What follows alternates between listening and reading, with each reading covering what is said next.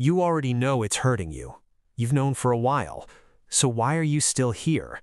Not because you're weak, not because you don't see the truth. Something deeper is holding the door shut, and by the end of this video, you'll understand exactly what it is. Part 1.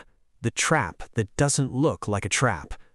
You replay the good moments, the way they looked at you before things changed, the one apology that felt real, the night everything made sense again. You hold on to those moments like proof that the person you fell for is still in there. This isn't naivety. This is your brain doing exactly what it was built to do.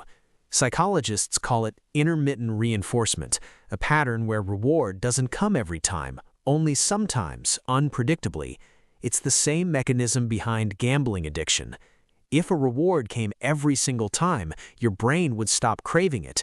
But if it comes randomly, sometimes warmth, sometimes silence, sometimes love, sometimes pain, your brain doesn't relax, it fixates. It starts chasing the next reward like it's the answer to a question it can't stop asking. That's why you're not thinking about the bad nights. You're thinking about the good one, the rare one, the one your nervous system is still waiting to feel again. Part 2. You are not broken. Here's what needs to be said clearly. Staying doesn't mean you're weak-willed. Staying doesn't mean you don't love yourself. It means your brain built a survival response, and that response is doing exactly what it's designed to do. Human bonding isn't just emotional, it's chemical. Oxytocin, the same hormone released during trust and touch, floods your system during moments of closeness, even closeness inside a painful relationship. Cortisol, your stress hormone, rises during the conflict, then oxytocin rises again during the reconciliation. Your body isn't confused, it's bonded through cycles of tension and relief, over and over, until the bond feels stronger because of the chaos, not in spite of it. This is called trauma bonding, and it's not a character flaw, it's biology responding to an environment it was never designed to escape easily. Part 3. The mechanism behind the mind. Let's go deeper. Why does the pain feel like home? Your attachment style, the way you learn to give and receive love, was shaped early. If love, growing up, ever felt unpredictable, if affection had to be earned or withdrawn without warning, your nervous system may have learned something quietly, without words. Love is something you chase. Love is something you prove yourself worthy of. This is why calm, consistent love can sometimes feel unfamiliar, even uncomfortable. Not because you don't want it, but because your nervous system doesn't recognize it as love yet. It recognizes tension, it recognizes longing, it recognizes the ache of almost. Your brain isn't asking, is this good for me? It's asking, is this familiar? And familiar to a nervous system shaped by inconsistency can feel safer than peace, simply because it knows the terrain. Part 4. A framework for leaving without waiting to feel ready. You won't leave in one grand moment of clarity. That moment rarely comes. Instead, here is what actually creates change. 1. Name the pattern, not just the person.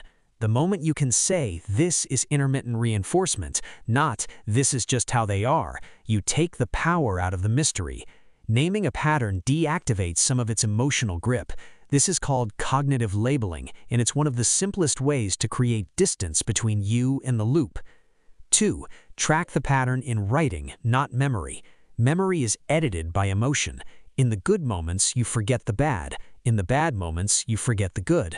Write them both down as they happen. Over time, the written pattern becomes harder to deny than the felt one. 3. Create physical and emotional distance before clarity, not after. You don't need to feel certain to create space. Certainty often comes only after distance, because constant proximity keeps the nervous system in a reactive loop. Distance isn't the reward for clarity, it's the cause of it. 4. Expect your body to grieve the loop, not just the person.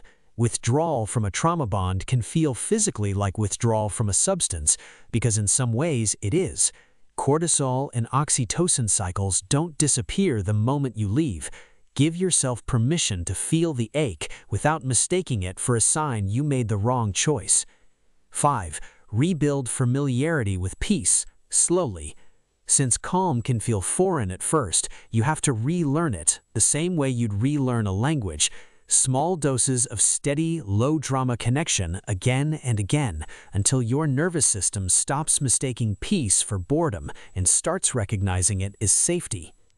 Part 5. The one idea that ties it all together. Here's the mental model to carry with you.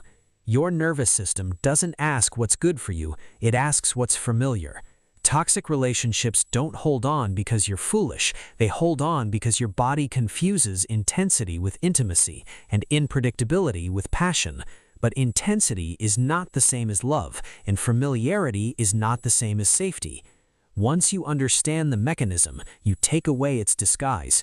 The pull doesn't vanish overnight, but it starts to lose its power the moment you see it clearly. Not as fate, not as chemistry, not as meant to be, but as a pattern, and patterns, unlike people, can be changed. Closing. You are not weak for staying as long as you did. You are adapting to something that asked too much of you, using the only tools your nervous system had. But you get to build new ones, slowly, quietly, without needing permission from anyone, including the part of you still waiting by that door.